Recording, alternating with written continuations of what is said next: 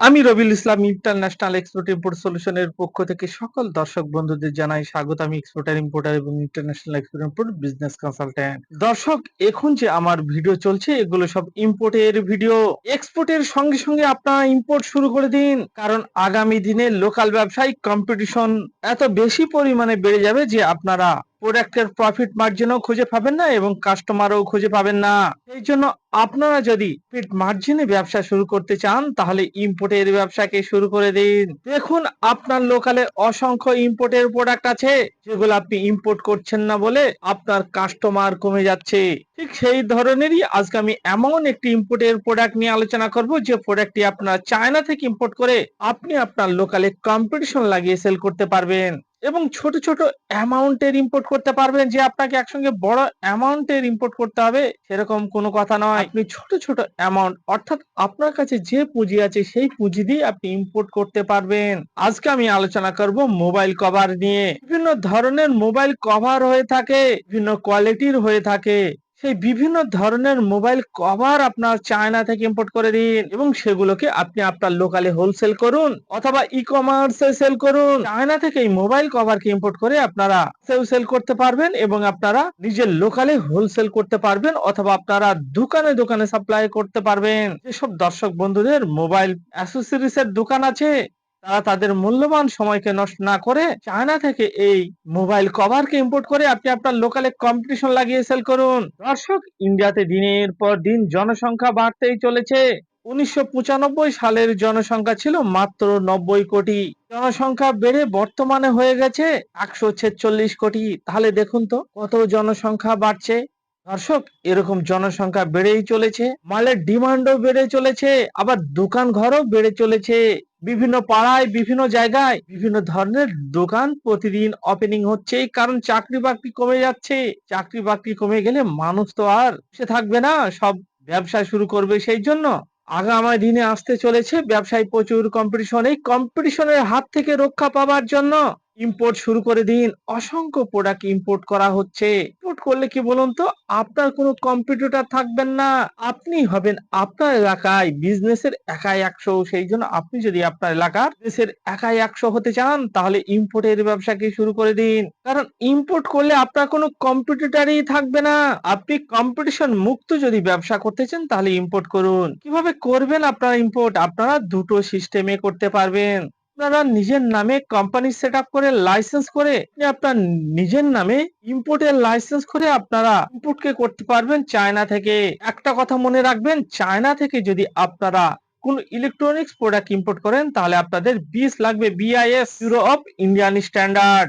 এই সার্টিফিকেট যে ম্যানুফ্যাকচারারের কাছে আছে, যে কোম্পানির কাছে আছে, সেই কোম্পানির কাছ থেকে আপনারা ইলেকট্রনিক্স প্রোডাক্টকে পারচেজ করতে পারবেন। ইম্পোর্ট বিজনেস সম্পর্কে আরো ডিটেইলস জানতে হলে স্ক্রিনে দেওয়া নাম্বারে ফোন করুন এবং ডিটেইলস নিন। আপনাদের নিজের নামে একটি কোম্পানি ওপেন করতে হবে অথবা একটি ট্রেড লাইসেন্স করতে হবে। কোম্পানি ওপেন না করে আপনারা একটা ট্রেড লাইসেন্স করে ইম্পোর্টের ব্যবসাকে শুরু করতে পারবেন। এবার আসছি আমি ডায়মন্ড ফ্র্যাঞ্চাইজিতে। আপনারা আমাদের সঙ্গে ডায়মন্ড ফ্র্যাঞ্চাইজি নিয়েও ইম্পোর্টের ব্যবসাকে শুরু করতে পারবেন পৃথিবীর যে কোনো কান্ট্রি থেকে। এখানে আপনারা দুই রকম সিস্টেমে এক্সপোর্ট ইম্পোর্টের ব্যবসাকে শুরু করতে পারবেন। একটি সিস্টেম হচ্ছে আপনারা আপনাদের নিজেদের নামে লাইসেন্স সেট আপ করে করতে পারবেন। অপর একটি সিস্টেম হচ্ছে আমরা দিচ্ছি ডায়মন্ড ফ্র্যাঞ্চাইজি। আমাদের সঙ্গে ডায়মন্ড ফ্র্যাঞ্চাইজি নিয়েও আপনারা ইম্পোর্টের ব্যবসাকে শুরু করতে পারবেন, এক্সপোর্টের ব্যবসাকে শুরু করতে পারবেন। সেই জন্য দিন ভিডিও দেখছেন আর ভাবছেন আমি এক্সপোর্ট করব কি করব না, ইম্পোর্ট করব কি করব না, তাদের জন্য বলছি আপনারা খাতায় লিখে রাখুন। আগামী দিনে আপনারা লোকাল সেলিং এ মালের প্রফিট মার্জিনও খুঁজে পাবেন না এবং কাস্টমারও খুঁজে পাবেন না, মানে কম্পিটিশন এত বেড়ে যাবে।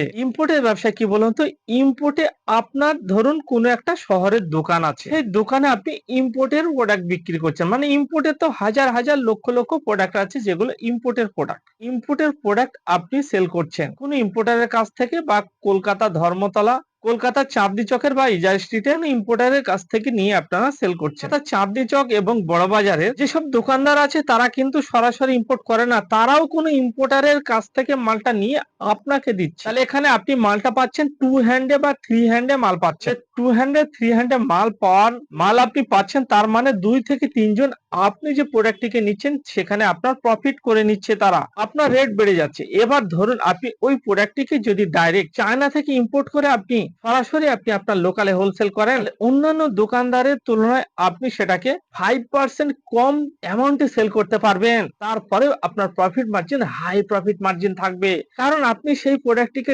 ডাইরেক্ট ইম্পোর্ট করে ডাইরেক্ট সেল করছেন। এখানে আপনার প্রফিট মার্জিন হাই থাকবে, তার সঙ্গে সঙ্গে আপনি কম্পিটিশন করে সেল করতে পারবেন। আপনার দামে আপনার লোকালে কোনো দোকানদার সেই প্রোডাক্টটিকে বিক্রি করতে পারবে না। সেই জন্য সবসময় ইম্পোর্ট করুন এবং আপনি আপনার লোকালে কম্পিটিশন লাগিয়ে বিক্রি করে দিন।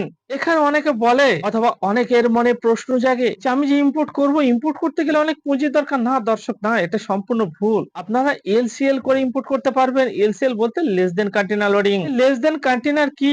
এটি হচ্ছে আপনার অনেক জনের মাল। যেমন ধরুন আপনার লোকালে কোনো দোকান আছে, আপনি কলকাতা থেকে কোনো মাল পারচেস করছেন। এবার সেই কলকাতা থেকে যে ট্রান্সপোর্টের থ্রুতে আপনারা মালটাকে পারচেস করছেন, সেই ট্রান্সপোর্টে দেখবেন অনেকের মাল একসঙ্গে থাকে। আপনার থাকে, আপনার পাশের দোকানে থাকে, তার পাশের দোকানে থাকে, এরকম কয়েকশো দোকানের মাল মিলে সেই লরিতে আপনার লোকালে ডেলিভারি দেওয়া হয়। ঠিক সেই রকমই ইম্পোর্টের ক্ষেত্রেও আপনি 10,000, 20,000, 1 লাখ, 2 লাখ টাকার মাল, ছোট ছোট অ্যামাউন্টের মাল এলসিএল করে আপনারা ইম্পোর্ট করতে পারবেন।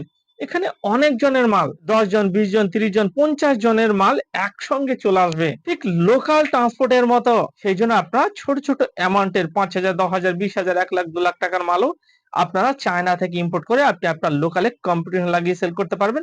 এখানে আপনার কোনো কম্পিটিটর থাকবে না।